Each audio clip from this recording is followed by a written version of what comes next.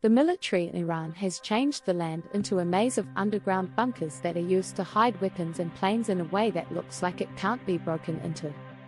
With its advanced bunker-busting bombs, cyber warfare, and air power, the US is ready to go up against Iran's hidden defenses. Iran built an underground military base called OCAB-44 Hybrid Tactical Air Base. It is in the Hormuzgan province, about 75 miles northwest of Bandar Abbas. The base is made to hold both human and robotic aerial vehicles, so Iran can launch its growing army of drones. Iran has put a lot of money into making drones. According to the Iran Primer, there are more than 20 different kinds of drones, each with its own purpose. The base also has a lot of battle and monitoring drones that can go a lot farther than the suicide drones. The OCAB-44 Hybrid Tactical Air Base is near mountain ranges to the north and south, and it has covered taxiways for landing planes. The US also has a number of other secret bases, such as the Deterrent and Imam Ali missile sites. Deterrent is an underground base in Kermanshah that most likely has the power to fire ballistic missiles.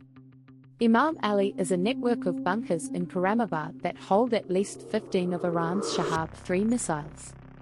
Iran's underground system, which it calls missile cities, is made up of bunkers that are spread out in towns and areas and go down as deep as 1,640 feet. Iran has also been building a facility in the Zagros Mountains to keep US spying and mischief from reaching its nuclear facilities. New satellite pictures show tunnels going into the mountains near the Natanz nuclear plant, possibly more than 300 feet below. These tunnels are placed in a way that makes uranium processing hard to find and stop. This kind of hiding makes Iran's goals clear. It wants to stay out of reach of American troops. The US has a reaction plan with strong bunker busters and a state-of-the-art weapons ready to destroy even the deepest bunkers if a war breaks out. The scary answer to Iran's underground threat is that the US can use huge bunker-busting bombs that go deep into the ground and then attack Iran's military sites with explosive rage. Iran, on the other hand, has spent a huge amount of money to improve its base defenses. It has bought at least 1,700 anti-aircraft guns and hundreds of S-300 missile defense systems from Russia in 2007 for $800 million. Even though the US has a large military force in Iran, it can't just fly over the country whenever there is a threat from the air. Gathering information is very important if you want to use bunker-busting bombs correctly. For the US to destroy a hidden Iranian base, these bombs would have to be dropped very precisely. Images from space could help find possible openings and actions of workers coming and going from Iran sites. It can also be a problem that Iran uses smart tricks to hide its true intentions, like sending mobile missile launch platforms to places that don't have secret bases.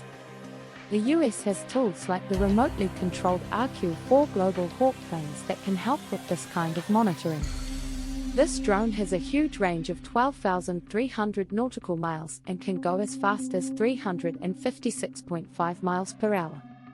It can fly up to 60,000 feet, which is high enough to get past most air defense systems and higher than many attack jets. The US might be able to find the above-ground bunker exits Iran needs to get to its underground military bases by combining information gathered by this unmanned aerial vehicle with images from its satellites. The US would have to use both hacking and military power shows to clear a way to a bunker once it has been found. Viruses like the Stuxnet and Flamer ones could be very helpful in using a bunker-busting bomb to destroy an underground Iranian station. A similar attack on the communication and control systems of the Iranian command could mess up the country's air defenses and make it hard to send messages to a base underground. The bomb planned to blow up bunkers also needs to have better air control. With the ability to keep the Iranian military from knowing what's going on with its bases, the US would need to get a better view of the target from the air. Even though Iran's digital systems are being attacked, there's no promise that its S-300 surface-to-air missile units won't be able to shoot down a fighter plane. It looks like the F-22 Raptor and the F-35 Lightning might work together. Both are fast multi-role fighter jets that can fly over Iranian airspace without being seen by radars.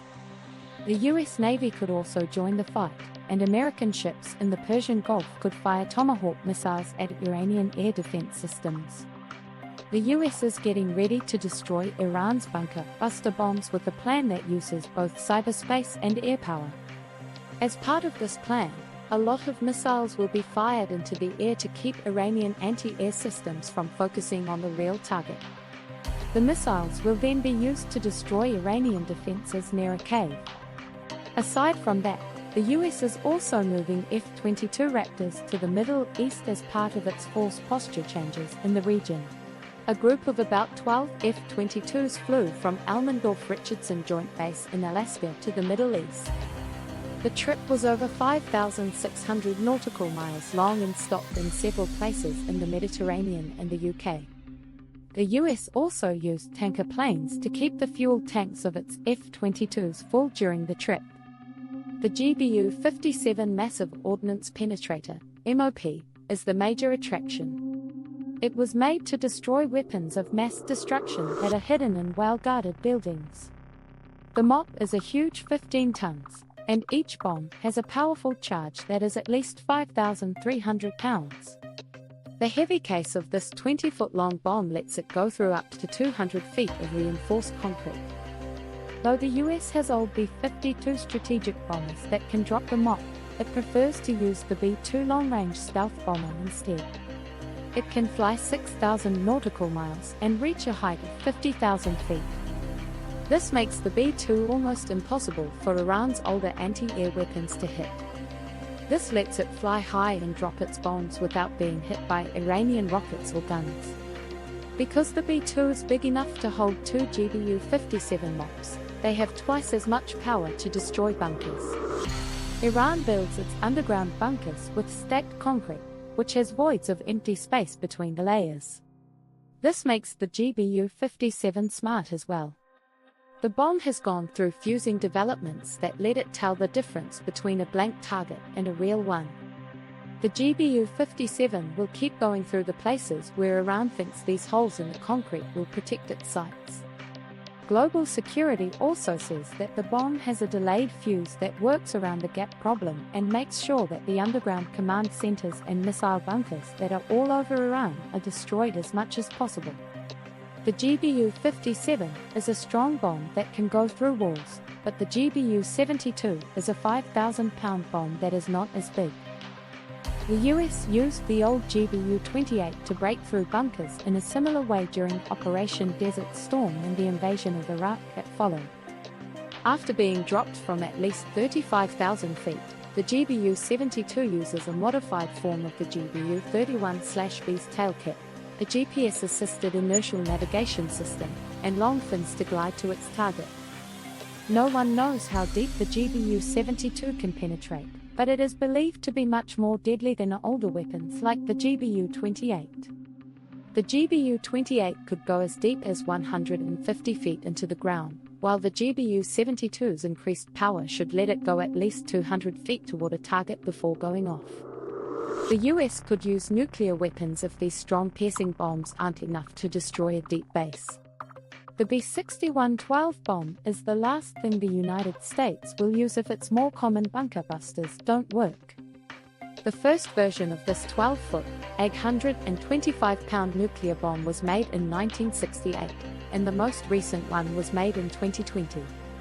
The B-61-12 is a nuclear gravity bomb that can be dropped from the sky and will either use guided drop mode or ballistic gravity to hit its target. Adding 4 bendable fins to it gives it guided powers and lets the bomb glide. There isn't enough penetration in the B-61-12 for it to be able to get into an Iranian bunker. The Federation of American Scientists, FAS, says the bomb can go through the ground, but not a bunker because its range is too short. It's likely that the B-61-12 can only go down 10 feet, though that number may have gone up since the FAS study came out in 2016.